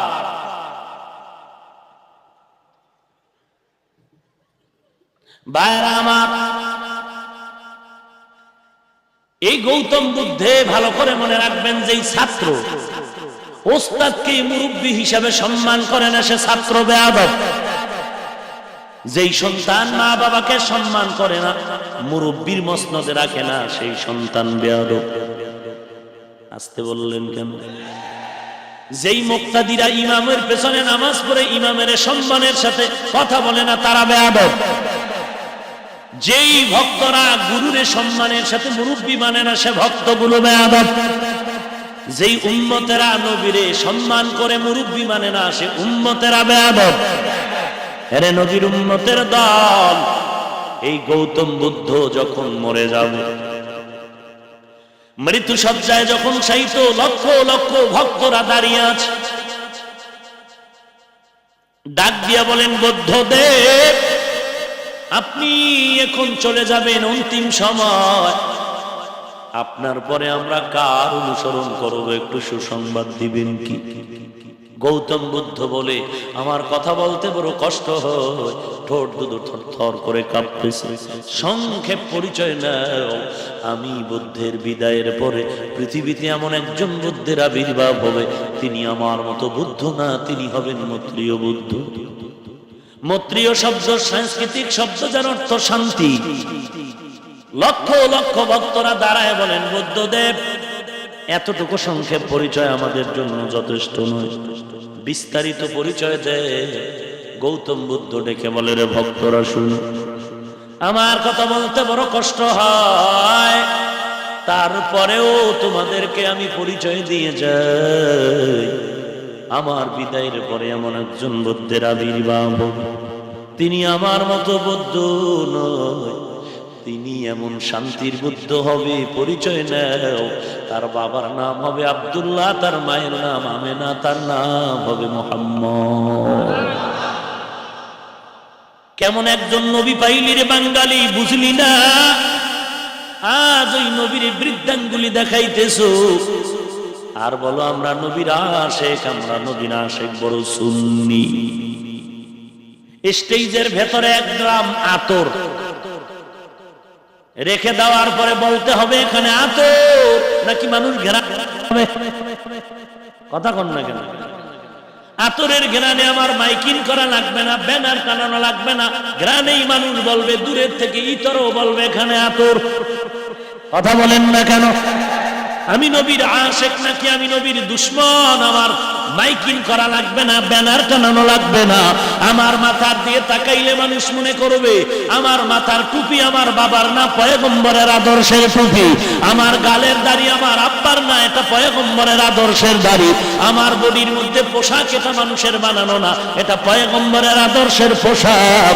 আমার নবীর আদর্শ দেখে মানুষ মনে করবে আমি নবীর আশিক, নবীর পক্ষের। তোমার মাথায় টুপি নাই, তোমার মাথার চুলগুলো তুমি ক্রিকেটারদের গোলাম হইয়া কেটে তুমি ইন্দুর আর বান্দর হয়ে আছো। তোমার গালে নবীর আদর্শের দাড়ি নাই, তোমার বডির মধ্যে নবীর আদর্শের পোশাক নাই। তোমার যদি দাবি করো আমি সুন্নি, আমি আশিক, আমাদের বুঝতে কোনো বাকি নাই। তুই আশিক আর সুন্নি নামের ট্রিপল বাটপার। तू को जाओ सुन्नत अहमद को जाओ बा मोहम्मद कैबुअत निस्बतुरा कार शैता मी गुनी नामत वली गरवली लानत अस्तबरवली हम सुरात हम सिराते मुस्तफा बर तमामी हाले उकुन इत्तेबा। এত কথা বলার কারণ একটাই, জাহান্নাম থেকে বাঁচানো, নাকি কোনো দুশ্মনী? আল্লাহ আপনি আমাদের হেদায়েত দান করুন। কেমন এক নবী আল্লাহ আমাদেরকে দান করলেন। নবীজি যখন মক্কার জমিনে পদার্পণ করেছেন, মক্কার মানুষ ছিল পৃথিবীর শ্রেষ্ঠ খারাপ। মক্কার মানুষের মতো এত খারাপ আর কেউ ছিল না। যেই যুগটাকে ইতিহাসের পাতায় বলে বর্বরতার যুগ, আইয়ামে জাহেলিয়াতের যুগ। কেবল জাহেল আল্লাহর ঘর তাওয়াফ করে নারী পুরুষ উলঙ্গ হয়ে, নাউজুবিল্লাহ। যুবক যুবতী রাস্তাঘাটে অবাধে চলে, যখন যেখানে মনে চায় যৌবনের আদান প্রদান করে। কারণটা কি ছিল? এত খারাপ কেন হলো? এত খারাপ তো ঈসা নবী বিদায়ের আগে ছিল না। একমাত্র কারণ ওই সময় তাদের কোনো মুরব্বী ছিল না। কি ছিল না? ওরে নবীর উম্মতের দল, মুরব্বী যদি কেউ না মানতে চায়, মক্কার আইয়ামে জাহেলিয়াতের মতো তার কপাল ঘুরে যাবে। এজন্য আমি বলি, যারা বলে আমাদের কোনো মুরব্বী লাগে না, আল্লাহওয়ালা লাগে না, কোনো ইমাম লাগে না, কোনো মাযহাব লাগে না, ওরে লাগে না বলে যারা নিজের মন মতো চলতে চায়, এরা ভ্রান্ত। আরবি কোরআন শরীফ দিলে পারেন না, বুখারী শরীফ আরবি খুলে দিলে পারেন না। আপনি বলেন আমার মাযহাবের দরকার কি? আপনি বলেন আমার ইমামের দরকার কি? দরকার নাই তো নাই, কথা চুপ থাকলে হয় না। আবু হানিফার উল্টা গালি দেয়, সে মুনাফিক। খাজা মঈনুদ্দিনের গালি দেয় গাঞ্জাখোর। তাবলীগওয়ালাদের গালি দেয়, এরা মুশরিক। খাঁটি আল্লাহওয়ালাকে গালি দেয়, এরা জাহান্নামী। ভাউয়া ব্যাং হাতিরে লাথি দেয়। কে লাথি দেয়? কারে লাথি দেয়? ভাউয়া ব্যাং চিনেন তো? বৃষ্টির সময় জিকির করে, শুনেন নাই? জিকির করে না? আল্লাহর সব মাখলুক তো আল্লাহর তাসবিহ পড়ে। কথা বলেন না কেন ভাই? কোন এক বুজুর্গ বলে যে টেবিল ঘড়িতে লম্বা কাটা টুন টুন করে আওয়াজ দেয়, এটাও জিকির করে। ঘড়ি হরদম বগু ইয়াদ আল্লাহু নগু ইয়াদ টুন টুনা টুন টুন না টু টু বজাহির সমঈ আয়াদ কে টু টু কে দরমানা বগু ইয়াদ আল্লাহু। ভাউয়া গায়ে হাতিরে লাথি দেয়, পাওয়ার ভাইলো কই কয় ভিতরে টাওয়ার আছে। কিসের টাওয়ার? তদন্ত করে দেখা গেল আইয়ুব খানের পয়সা পাছায় লাগানো। কোন তার ছাড়া যদি হুজুর এই ঘটনাটা কোরআন শরীফের কয় নাম্বার সূরায় আছে, এরকম তার ছাড়াও হেন এরাই আবার অজের পরে মোবাইল চুরি করে। মোনাজাতের পরে মানুষ আসে একটু মুসাফা করবে, যখন দুই হাত আমার হাতের লাগে লাগাইছে, পকেট খালি ঢুকাই দিছে। ডান পাশে একজনে চিল্লায় কাঁদে, কি ব্যাপার? বলে মোবাইল নেই। বাম দিকে আর একজন কাঁদে, কি হলো? বলে মানি ব্যাগ নাই। কে নিল? ফিরিস্তা? না না, এই স্বর্ণের মানুষের মধ্যে কেউ নিচ্ছে। এ কিন্তু মোনাজাত দিছে। মোনাজাতে বলছে, রে মালিক, সবার দোয়া কবুল করলে আমার দোয়া করো, আজকে 5টা নিব। হায়, হাসেন আপনারা। বেড়ার মোবাইল নিয়ে বেড়ারে কান্দাইলেন আর আপনি আরামে ঘুমাইবেন। মিথ্যা কথা। কপালে লিখে নাও, মরণের পরে না, এই জমিনেই জিন্দা থাকতেই তোর ঘুমের ঘরেই হাত বাঁকা হয়ে যায়। তোরটা না হইলে তোর বউর পাও বাঁকা হবে, না তোর ছেলে মেয়েটা নষ্ট হবে। মরার পরে না, আগেই। কারণ চোখের পানি বৃথা কোনো দিন যেতে পারে না। ভালো করে লিখে রাখ। আমি এখন বরদোয়া করলে তোর আজকে রাত্রেই গজব শুরু হবে, কারণ এতগুলো মানুষের আমিন ফেরত যাবে না। আমি বরদোয়া করছি না, তওবা কর, তওবা কর। মানুষের চোখের পানি ফালায়া শান্তি পাবি না, তওবা কর। এত শান্তি, এত শান্তি, মনে হয় পেছনের কষ্ট কোনোটাই মনে নাই। প্রশ্ন হলো, এই কষ্টের জীবনে নবী তরবারি নিলেন না, মদিনার শান্তির জীবনে কেন নবী তরবারি নিয়ে যুদ্ধ করলেন? 1 নাম্বার জবাব, আল্লাহর নবী বুঝাইতে চাইলেন, নিজের আমল ঠিক করিয়া আর একজনের আমলের দাওয়াত দাও। নিজের ঘরে আগে বাতি জ্বালাইয়া পরের ঘরে বাতি জ্বালাও। নিজের মাথায় টুপি নাই, নিজের গালে দাড়ি নাই, নিজের শরীরে রসুলের আদর্শ নাই। তুমি গোটা জমিনের মধ্যে ইসলাম কায়েমের স্বপ্ন যদি দেখো, এই বাটপারি ছেড়ে দাও, তাড়াতাড়ি তওবা করো। কারণ নিজের মধ্যে ইসলাম নাই, নিজের বডিতে নাই, পরিবারে নাই, সমাজে নাই, মা বাবার মধ্যে নাই। গোটা দেশে ইসলামের স্বপ্ন দেখা, এটা তো ইসলামের স্বপ্ন না, ক্ষমতার চেয়ার দখল করার স্বপ্ন। নবী বুঝাইলেন, আগে নিজের আমল ঠিক করো। ইয়া আইয়ুহাল্লাযীনা আমানু লিমা তাকুলুনা মা লা তাফআলুন।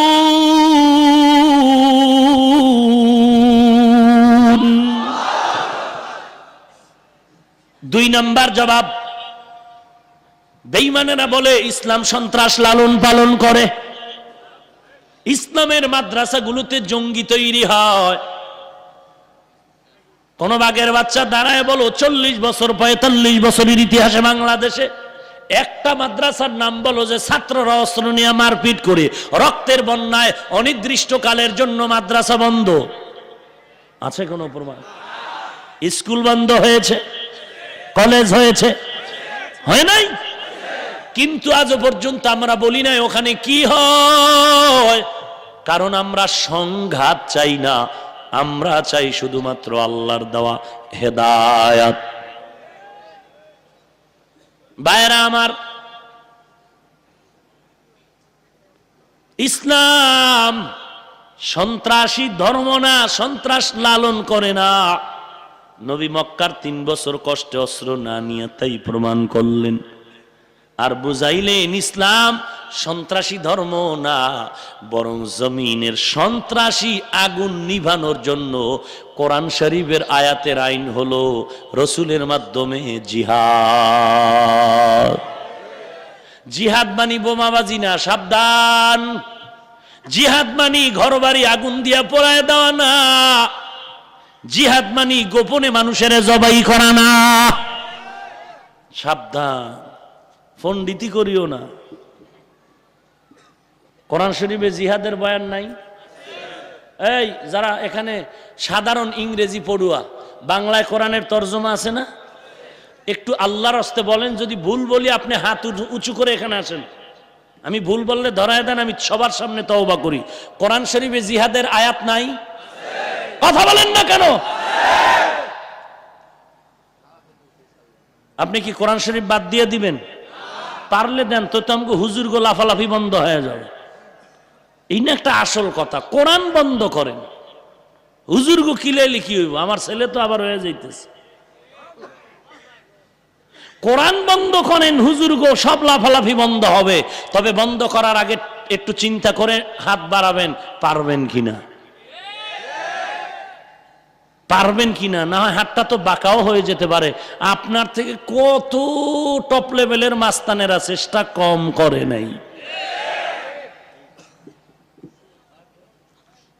হোটেলের মধ্যে এক মগা খানা খাইতে বসছে। খানা খাইতে বসে কয় পাতলা ডাইল দে রে, ভালো তরকারি নাই। ডাইল মানে কেমন? বলে টক ডাইল আছে। টক কেমন টক? 3 দিন আগের টক। কয় না না, টক আম দিয়ে টক বানাইছি। কয় আম দে। হোটেলওয়ালা খুঁজে খুঁজে দেখে কোনো আম নাই। উফ, আমের নাম শুনে জিব্বা গরম হয়ে গেছে। দে তুই তাড়াতাড়ি আম দে। হোটেলওয়ালা কয় ভাই কপাল খারাপ, আম নাই। বলে আমের একটা বড়া দে, বাড়া দে। কি কয়? আমের একটা বাড়া দাও। বাড়া চিনেন তো? হোটেলওয়ালা কয় ভাই এটাও তো খুব কষ্ট পাইতেছি, পাচ্ছি না। অনেক খুঁজা টুইজা আইনে এটারে দিছি, একটা বাড়া পাইছি, এটারে দিছি। ওরে খোদা, এবার ভাত আর ডাইল থুয়ে খালি আমের বড়াই চুষতেছে মগায়। আধা ঘন্টা লাগায় চুষতেছি, ঘাম ছুটে গেল, কিন্তু কোনো টক আইয়ে না। চান্দি গরম হয়ে গেল। হোটেলওয়ালা ভাই তুই আম চাইলাম দিলি না, একটা বড়া দিলি, এর মধ্যে তো টক নাই। হোটেলওয়ালা কই রে ভাই বেয়াদবি মাফ কর, তুই কিসের টক পাবি? এটা তুই চুষার আগে আরো 13 জনে এটারে চুইসা গেছে। এরে মুমিন, ভালো করে বুঝে নাও, এ জমিন থেকে কালেমার আওয়াজ বন্ধ করে দিবা, এ জমিন থেকে কোরআনের আওয়াজ বন্ধ করে দিবা। তুই কি বন্ধ করবি? কি করবি রে ভাই?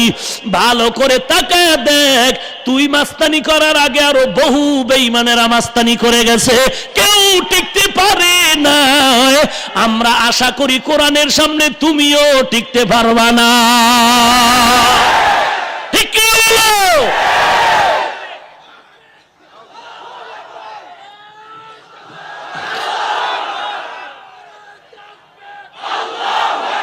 ভাইরা আমার সময় নেই, সময় নেই। এ বাসায় যাই একচোটে আধা ঘন্টা স্লোগান দিয়ে ঘুমাইন। ভাইরা আমার, রহমাতুল্লিল আলামিন। এবার বুঝলেন তো ইসলাম সন্ত্রাস লালন করে না দমন করে?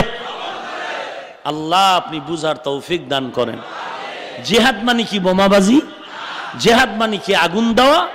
জিহাদ মানে কি হত্যা করা?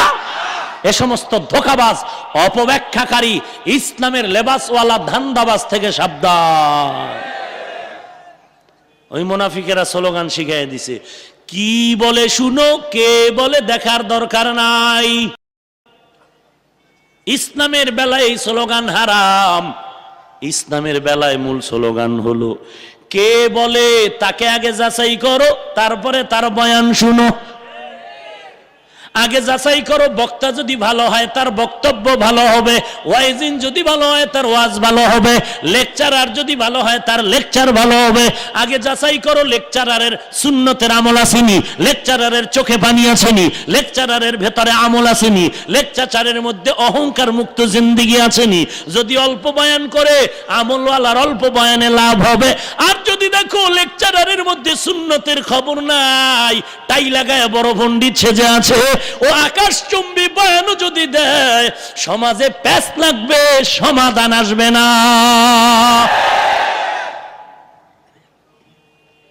বক্তা ঠিক নেই, বক্তব্য ঠিক নেই। এই জন্য বক্তব্য শোনার আগে আমি তাবলিগের এক মুরব্বীরে খুব মোহাব্বত করি, চরমনার পীর সাহেবরে মোহাব্বত করি, উজানির পীর সাহেবকে মোহাব্বত করি, জাফর আহমদ শাহ হুজুরকে মোহাব্বত করি। হুজুরের কাছে সময় দেই, একটু পরামর্শ নেই, একটু নসিহত নেই। এটা সহ্য করতে পারে না। হ্যাঁ, পীরের কাছে যাও কেন? তা তুমি অল টাইম জাকির নায়েক সাহেবের লেকচার শুনতেছো, তুমি মতিউর রহমান মাদানী সাহেবের লেকচার শুনতেছো, তুমি মুজাফফর বিন সাহেবের লেকচার শুনতেছো। আজীব ব্যাপার। আমরা তো কোনোদিন তোমার বিরুদ্ধে কিছু বলিনি যে এটা করো কেন, এটা করো কেন। এত হিংসা কারণ কি? কারণটা কি? হইল কি? ইসলামটা নিয়ে দেশে হলো কি? বয়ানের মধ্যেও এখন বয়ান চলে দলীয় বয়ান। বয়ানও কি হয়ে গেছে? দলীয়। আমি তরিকারে ভালোবাসি, বয়ান দিলাম তরিকার উপরে টাইট বয়ান, বুঝাইলাম সাধারণ মানুষের এই দরজা ছাড়া জান্নাতের সব দরজায় তালা।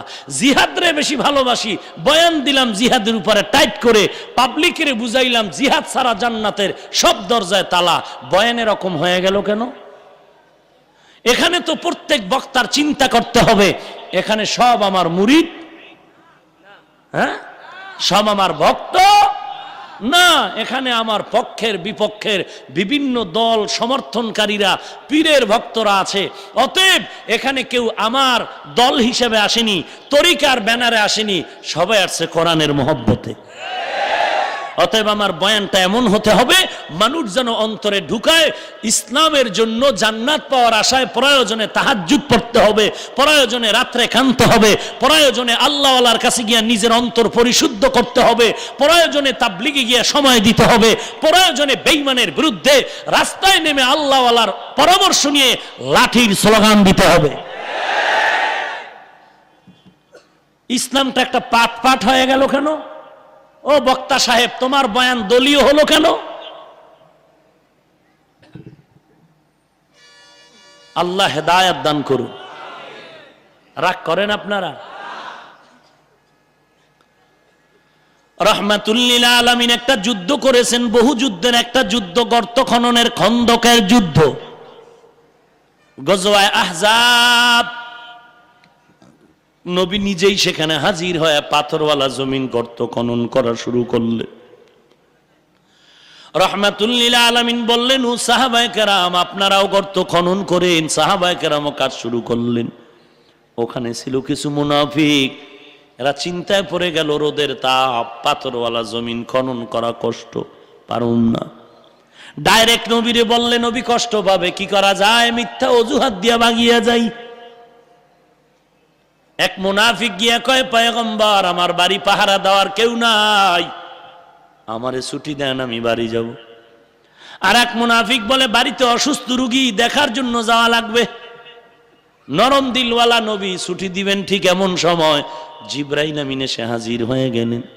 ডাক দিয়া বলেন, ও পয়গম্বর এরা সব মুনাফিক, এগো মিথ্যা কথা, এদের ছুটি দিয়েন না। আল্লাহ আয়াত দিছেন, আয়াত শুনায় দেন, লাকাদ কানা লাকুম ফি রাসূলিল্লাহি উসওয়াতুন হাসানাহ। এরে মুমিনের দল, নবীর মধ্যে তোমাদের জন্য রয়েছে উত্তম আদর্শ। মুনাফিকের জন্য ছিল, তারা গ্রহণ করেনি। এরে নবীর উম্মত, আমার নবীর আদর্শ এত সুন্দর, সারা জিন্দেগি বড় বয়ান করলেও শেষ করা যাবে না। নবীকে দেখতে পারে নাই 2000-1500 বছর পরে শুধু নবীর আদর্শ দেখা আমেরিকার বৈজ্ঞানিক নীল আর্মস্ট্রং মাইকেল কলিন্স কালেমা পড়ে মুসলমান হয়ে গেল। নবীকে দেখার সুযোগ হয়নি, শুধুমাত্র ইসলামের আদর্শ দেখে ভারতের সন্তান শিবশক্তি স্বরূপজি কালেমা পড়ে মুসলমান হয়ে গেল। ওরে নবীর উম্মতের দল, তিনি বাংলাদেশে আইসা মুসলমানের একটা বক্তব্য দিলেন, আমি কেন মুসলমান হইলাম? ভারতের সরকারের চাপে আর দেশে থাকতে পারে নাই। তিনি লেখে, আমি মুসলমান হওয়ার আগে আমি মুসলমানের কোরআন শরীফ আমি রিসার্চ করা শুরু করছিলাম। মনে করলাম কোরআনে কোনো ভুল আছে কিনা, খুঁজতে খুঁজতে দেখলাম কোরআনের ভুল তো দূরের কথা, আমার ভুল কোরআনের আয়নায় ধরা পড়ে গেল। আমি মনে মনে তৈরি হয়ে গেলাম, নবীর কালেমা পড়ে মুসলমান হয়ে যাব। কোরআনের ব্যাখ্যা পড়তেছি, রাতের বেলা ঘুমায় গেলাম। ঘুমের ঘরে স্বপ্ন দেখি রাহমাতুল লিল আলামিন হাজির, হাত বাড়ায় ডেকে বলে, আয় আয় আমার হাতের সাথে হাত লাগা, জীবনটা বড় ধন্য হয়ে যাবে। আমি পয়গম্বরের হাতে হাত লাগায় যখন কালেমা জিব্বা দিয়া চালু করে দিলাম, হঠাৎ দেখি আমার চোখ দুইটা খুলে গেল, কিন্তু ঠোঁটে এখনো কালেমা চলতেছে। আমি ঘুম থেকে উঠে আমি অন্য রুমে চললাম, আমার বিবি সেখানে ঘুমান্ত। আমার আমার স্ত্রীকেও খবর দিব এই খুশির খবর। আমি যখন ঢুকতেছি দেখি আমার বিবিও আগায় আসতেছে। কি খবর? আমার বিবি ডাক দিয়া কয়, রে স্বামী আমার, পাগড়ি মাথায় পরা, লম্বা পোশাক, পূর্ণিমার চাঁদের মতো আলোওয়ালা চেহারা, এসে আমাকে কালেমা পড়ায় মুসলমান বানিয়ে দিয়েছে। ওরে নবীর উম্মতের দল, নবীর আদর্শের টুপির কারণে নষ্ট হয়ে যায় নাই, সম্মান কমে নাই রে ভাই।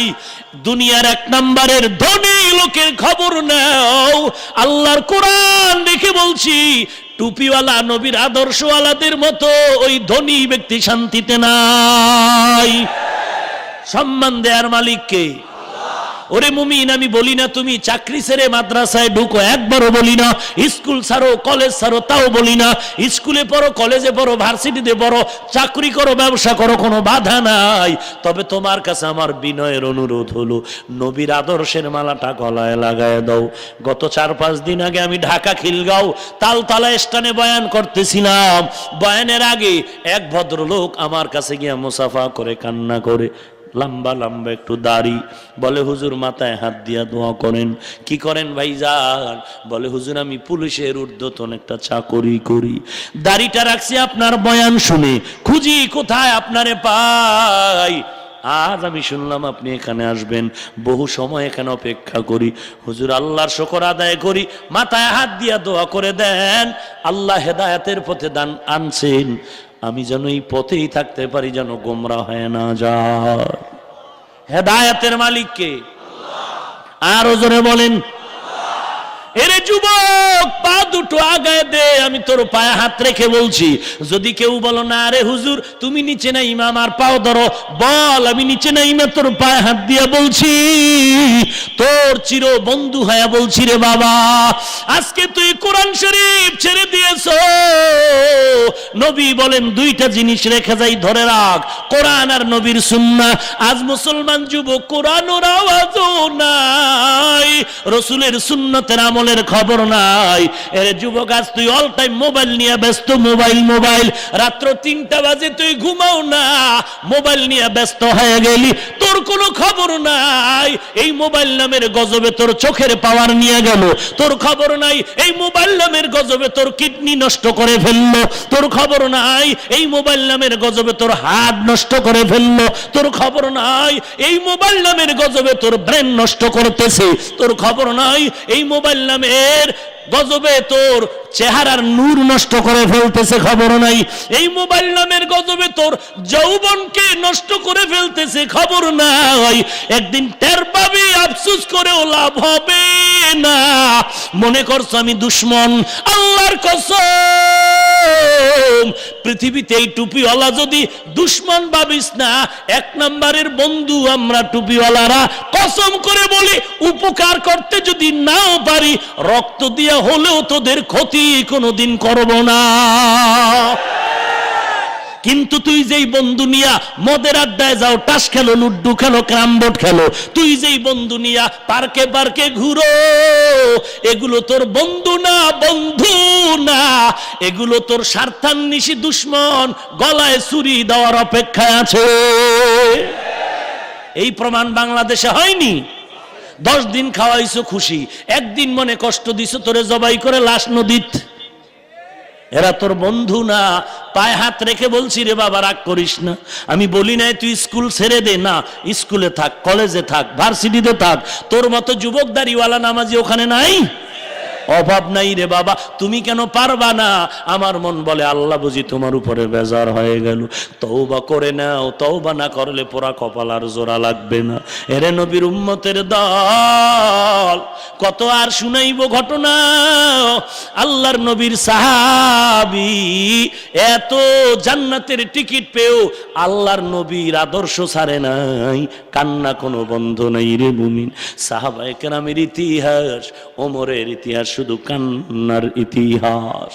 আবু বকর সিদ্দিক রাদিয়াল্লাহু তাআলা আনহু জান্নাতের টিকিট পেয়ে কান্না করতেছেন, কারণটা কি? আবু বকর নামাজে দাঁড়ায় দাঁড়ায় সারা রাত কাটায় আর কান্না করে। নবী বললেন, আবু বকর নামাজে কেন কাঁদলেন? আবু বকর বলে, কোরআন শরীফের একটা আয়াত আমারে কাঁদায় ফেললো। কি আয়াত? ইন্নাল্লাহ আশতারা মিনাল মুমিনিনা আনফুসাহুম ওয়া আমওয়ালাহুম বিআন্না লাহুমুল জান্নাহ। আল্লাহ বলেন, আমি মুমিনের জানমাল কিনে নিলাম, বিনিময়ে জান্নাত দিয়ে দিলাম। নবী বলেন, এটা খুশির কথা, কান্নার কি আছে? আবু বকর বলেন, নবী আমি বিশাল এক কাপড়ের দোকান দেই।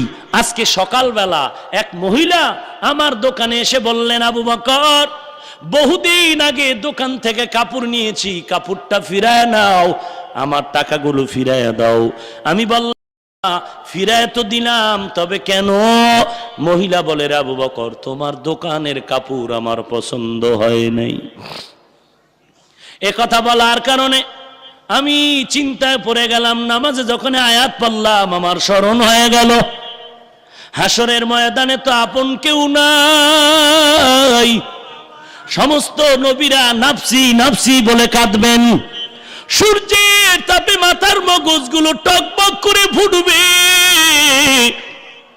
জমিনটা তামা হয়ে যাবে, মা সন্তানের কোনো পরিচয় নাই, আপন আপন বলতে কেউ নাই। ওই ময়দানে যদি আল্লাহ, আমি আবু বকরের ডাক দিয়া কয়, রে আবু বকর আমার কাছে নাজাতের জন্য কি আমল নিয়ে আসছো? আমি আবু বকর যদি বলি, আল্লাহ নামাজ পড়েছি, জিকির করেছি, রোজা রেখেছি, কোরআন পড়েছি, ওই মহিলার মতো যদি আবু বকরের আমাকে আল্লাহ বলে দে, আবু বকর তোর জানমাল তুই ফিরায় নি, আমার জান্নাতটা ফিরাইয়া দে। আমি যদি বলি, আল্লাহ কেন? আল্লাহ বলবেন, আবু বকর তোর নামাজ আমার পছন্দ হয় নাই, তুই যে রোজা রাখছো পছন্দ হয় নাই, তুই যে কোরআন পড়ছো পছন্দ হয় নাই, তুই যে ইবাদত করেছো আমার পছন্দ হয় নাই। ওই দিনের চিন্তা আমি কান্নায় বিভোর, আমার কি উপায়? আমি ওই চিন্তায় কান্না করতেছি। এরে নবীর উম্মতের দল, কে সে আবু বকর যার নামের শেষে সিদ্দিক শব্দটা লাগানো? কেমন সিদ্দিক, কেমন সত্যবাদী। ইহুদি নবীর কাছে নালিশ দেয়, নবী আপনার এক সাহাবী আমার গালের উপরে চড় মেরেছে। নবী ভাবলেন ওমর, ওমর মেরেছে, কারণ ওমরের মেজাজ গরম, কথার আগে তরবারি চলে। কে মেরেছে নামটা বলো? ইহুদি বলে, আবু বকর। নবী আশ্চর্য হয়ে গেলেন, আবু বকর? কই আবু বকর? লাব্বাইক ওয়া সাদাইক ইয়া রাসূলুল্লাহ, আমি হাজির। ইহুদির গালে চড় মেরেছো? আবু বকর মিথ্যা বলবেন? ইয়া রাসূলুল্লাহ, হ্যাঁ আমি ইহুদির গালে চড় মেরেছি।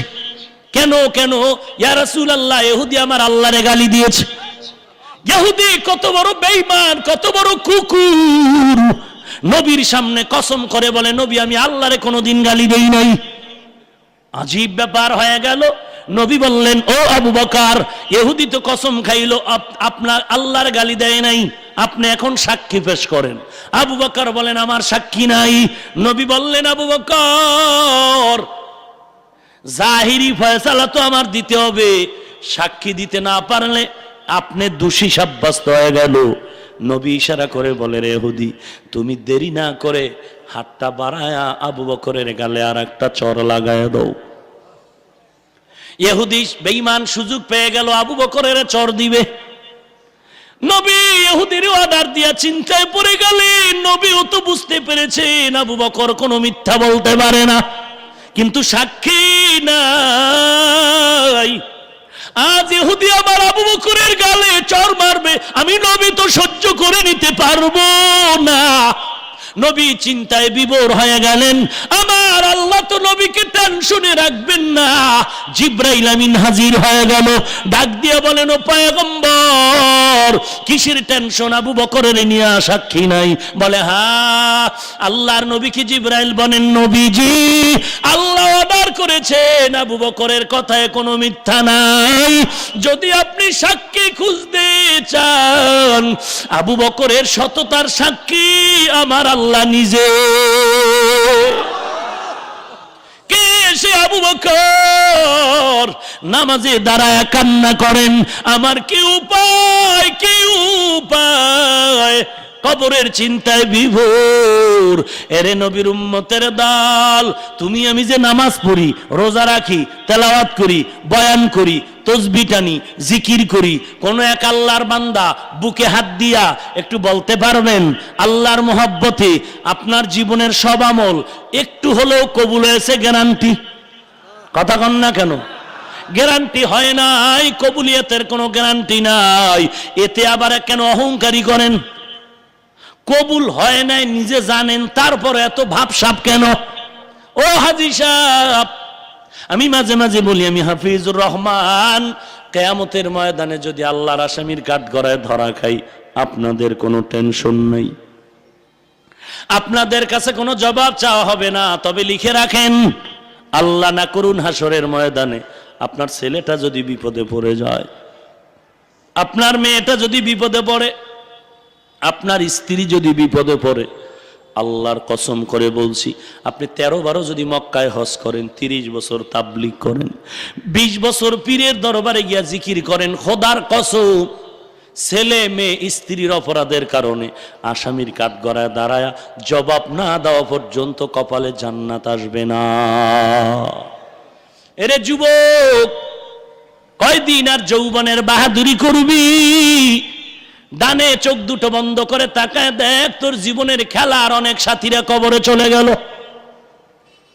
একটু বামে তাকায় দেখ, লেখাপড়ার বন্ধুরা অনেকে নাই।